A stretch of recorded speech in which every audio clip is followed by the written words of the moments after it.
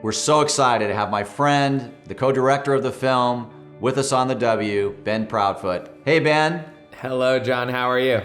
I'm doing great. It's great to see you. I am so excited to talk about this film, A Concerto is a Conversation. You know, at Windrider, conversation is a big part of our ethos. And so even beyond Horace asking Chris, what is a concerto, and Chris telling him, it feels to me that there's a lot more conversation taking place. And so I'm just curious, is the title of the film only about the description of a concerto? Because it feels to me like there's metaphors that are multi-layered going beyond that. You know, I'm always looking for a layered title. There's not only a literal conversation between two people, but there's also a conversation. Chris's life and his grandfather's life are inextricable in that decision. You know, the elder affects the younger and vice versa. And I think, you know, that core question that Chris poses, which is, you know, do I belong in this space, right? I'm overcome with this imposter syndrome as a black composer in a classically white space, is answered by his grandfather's story. Chris's story is answered by his grandfather's story. And I think that's another kind of conversation. Well, and what I really appreciated about the film, especially in these times that we live where there's so much conversation around racial issues, that you invited us into a storyline that allowed us to have an intimate understanding of what at least this one family, multi-generational, has gone through.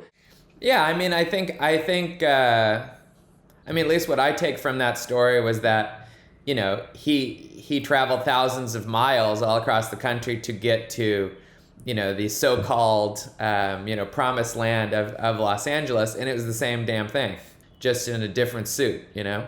It is not a story of somebody who was in a racist community and left and found nirvana in California. He met the same problems. I think the thing that always astounds me when I hear stories from someone like Horace, who's 91 years old, is that, you know, this is seems like it should be history book material, but it's living history. I mean, that is Horace's memory of his life. This is not something, you know, that happened so long ago that everybody who remembers it is dead. It's happening now, it happened then, and those stories are there to be shared. And Chris's question to his grandfather, am I supposed to be here? It so struck me because Horace's answer is both emphatic, but sort of gentle. And then Chris's just response, the way you caught that response without words. Talk about that moment for a second. Horace's response of, you know, you wouldn't be there if you weren't supposed to be there, right? That's the reason why we need to hear his story, his experience. And that moment for me is just like a beautiful moment of Chris's openness of listening. You know, in as much as there is a lot of learning and material in the film about the experience of being a black man in America, there's also a really important story about intergenerational conversation. I have heard so many times people say, I've really been meaning to interview my dad or interview my mom, right? We know that it's a good idea, but we don't do it, like so many things in our lives. So to me, that's been the most satisfying outcome of Concerto, is that I think it inspired people to go and have those conversations. My dad passed away a year ago, and one of the things he always said to me was, you know, your mother and I have over a century of experience on the planet.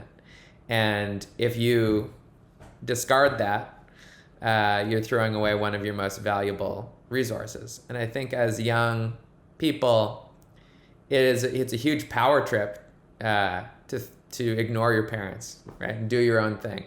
It's really exciting. You're free, you get to make your own decisions, etc. But when it really comes down to it, you don't have to take every piece of advice from your parents and grandparents, but we'd be fools not to hear them out.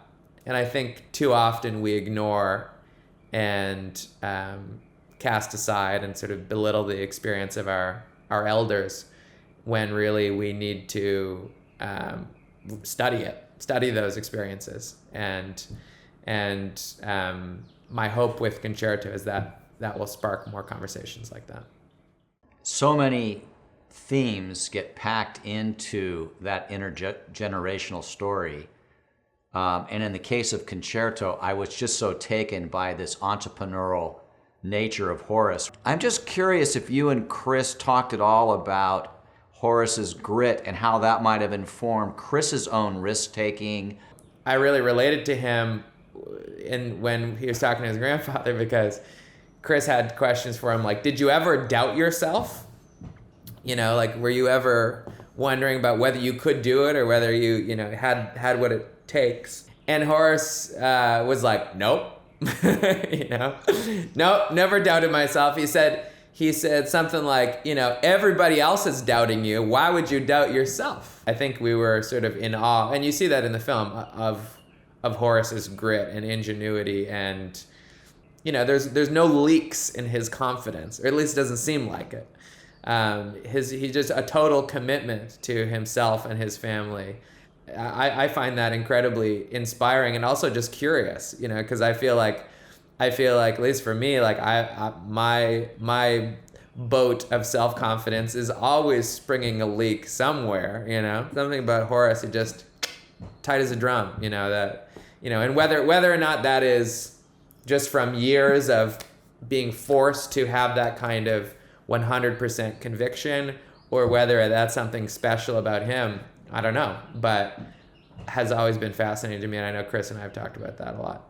I love the fact that you're taking us behind the scenes, because that's what's in essence happening at Windrider, at least the hope, is that we're able to really go beyond just what we're able to see, as beautiful as it is, because you can't contain a lifetime in 13 minutes. In going back to the intergenerational story, I just want to talk about the jacket for a minute.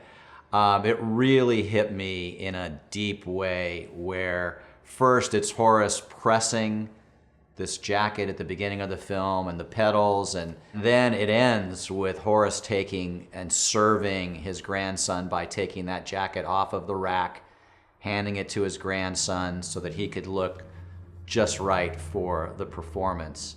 What was the germination of the jacket?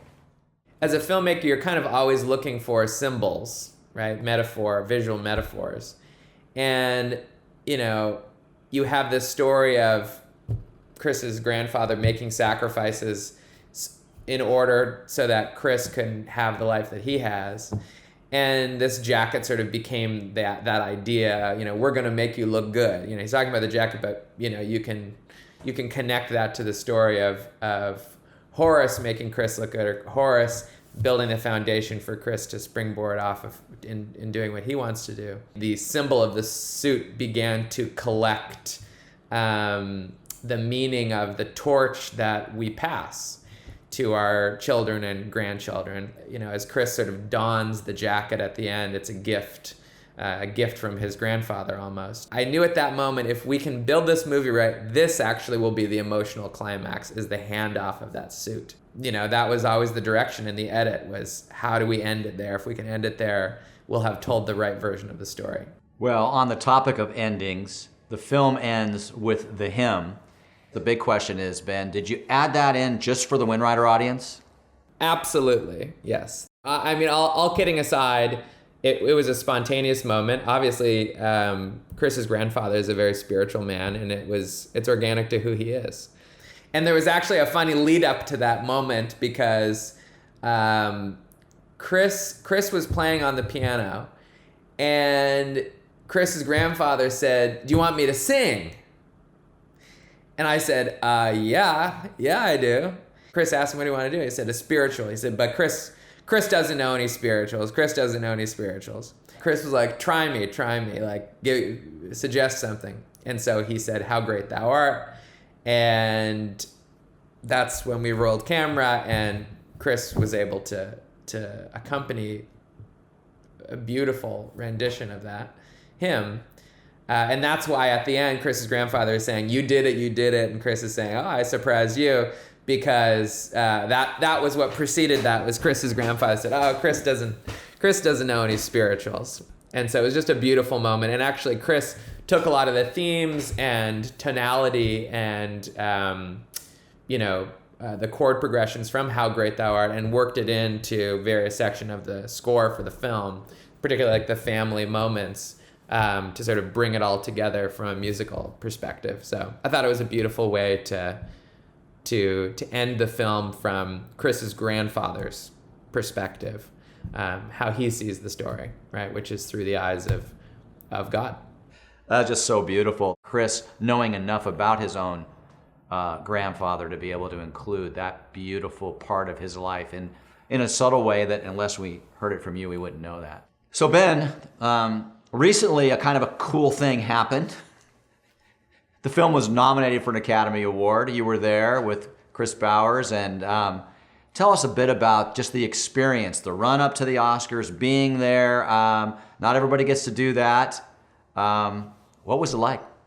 Oh, well, it's fascinating because we just wanted to make a nice dedication to Chris's grandfather, and that it could premiere on the New York Times was a thrill.